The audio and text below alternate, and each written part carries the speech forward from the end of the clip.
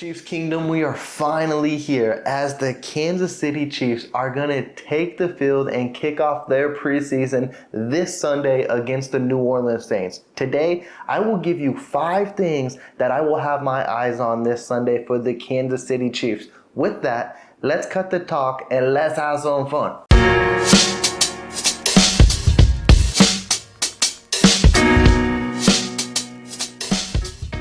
Now, before we get into what I'm going to have my eyes peeled on this Sunday, I do want to mention that I will be going live this Sunday. I already have it scheduled and I already released a post, and what we'll be doing, just going play by play, having Kansas City Chiefs football discussion and having fun for 3 hours. So if you haven't, please check that out. Please like that, and please tune in this Sunday to kick off this preseason. Now, let's get into 5 things that I will have my eyes peeled out for as the Kansas City Chiefs battle the New Orleans Saints. And again, this is preseason football, so I'm not going to be like, let's watch Mahomes go berserk. Let's watch and see what the offense does, which we will have our eyes peeled in certain scenarios, but it's week 1. So Andy Reid has already mentioned that he wants to play each quarterback a quarter, and he wants to play the starters a quarter. Now, give that for what it's worth. I do believe that Coach Reid will play his starters throughout the first quarter.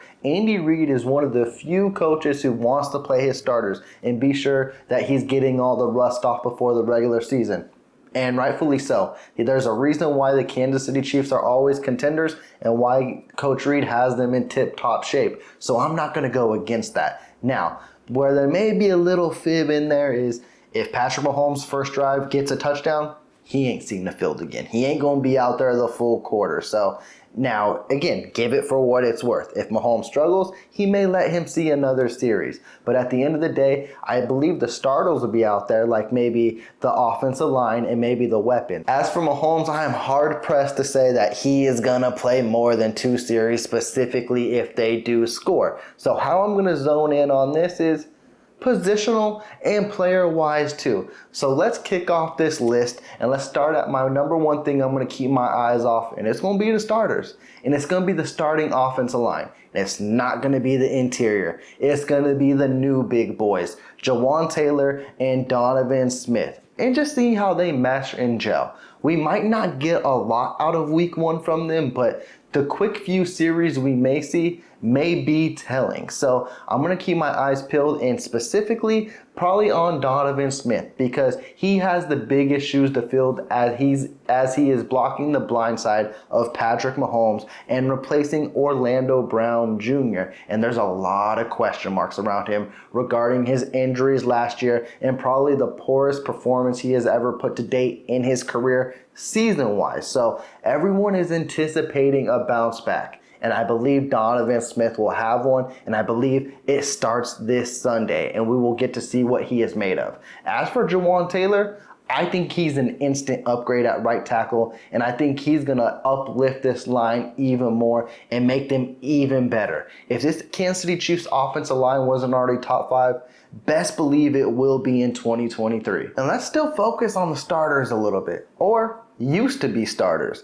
And I'm going to zone in a little heavy on Clyde Edwards-Helaire himself. And I believe if he wants to be a Kansas City Chief in a few weeks, he's going to have one of the best preseasons he has ever had. And that is going to be tying in with the Deneric Prince. Let's talk about them both a little bit, but I'm going to zone in on CEH himself. And what we've heard out of camp from CEH and reporters is he's looking leaner, he's looking faster, and his hands have been on display.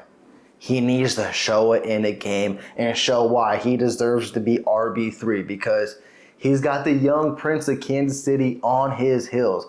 Deneric Prince is playing like a grown man that Isaiah Pacheco was last year and looking for someone's job. This is going to be an interesting battle, and it's going to take place early on, specifically with an Isaiah Pacheco injury, and I don't believe Jet McKinnon will see that much playtime in preseason.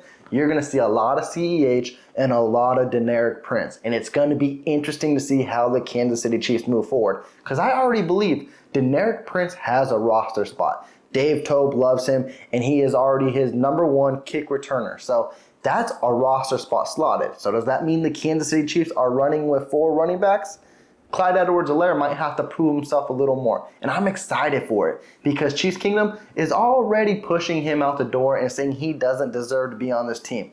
Hey, rewind a little bit. Last year when he was healthy, he had like 6 touchdowns in a span of 8 games. The dude can get in the end zone, and if healthy, and if he's looking as good and better than ever than what has been mentioned, he may be someone to watch out for this preseason. My next guy up that I'm going to have my eyes heavily peeled on, and a lot of people might find it surprising, but we're going to the quarterback room.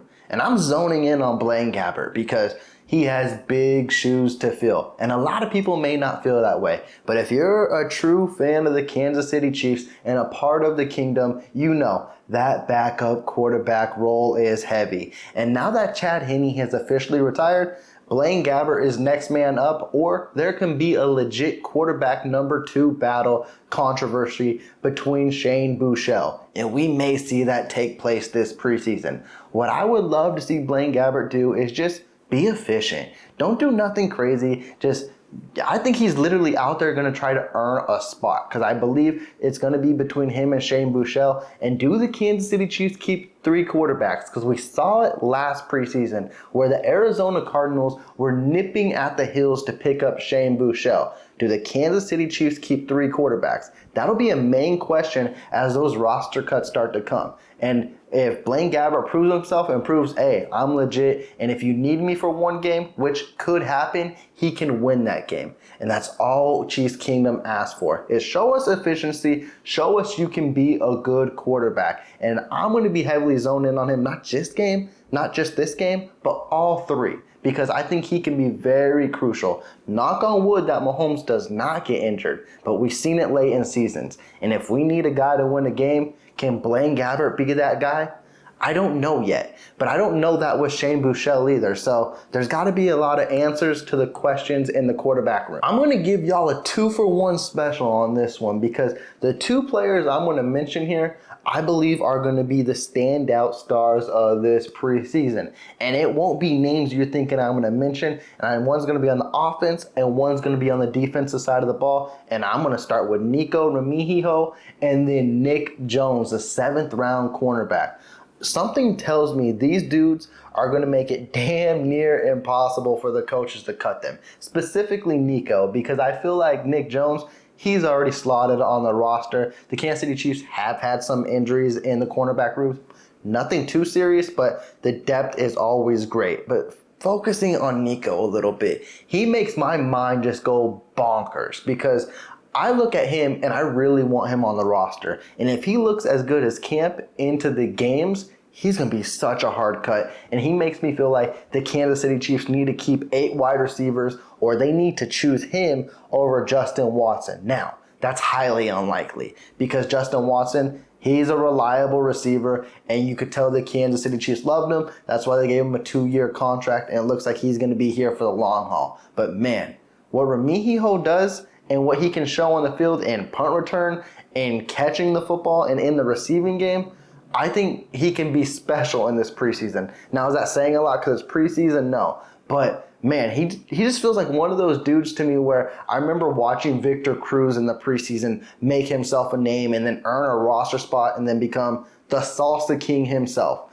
I'm not saying that's what Nico Remihijo could be, but I feel like he's going to get noticed this preseason. And if he stands out, he's going to be on a different roster because he's not going to be a practice squad kind of player. He is going to be a 53-man built type of dude. And then shifting our focus to the defense with Nick Jones, the dude just seems special. He knows where the ball is and he makes a play no matter what. I won't be surprised in this preseason if he has at least 2 interceptions. And that may be crazy to think because there's only 3 preseason games now. But what he has done in camp and what he has shown his ability to do is, he has an act and an eye for a football, whether it be a pass breakup or coming down with the ball. And I think he's going to be someone so much fun to watch. And Brett Veach may have done it again.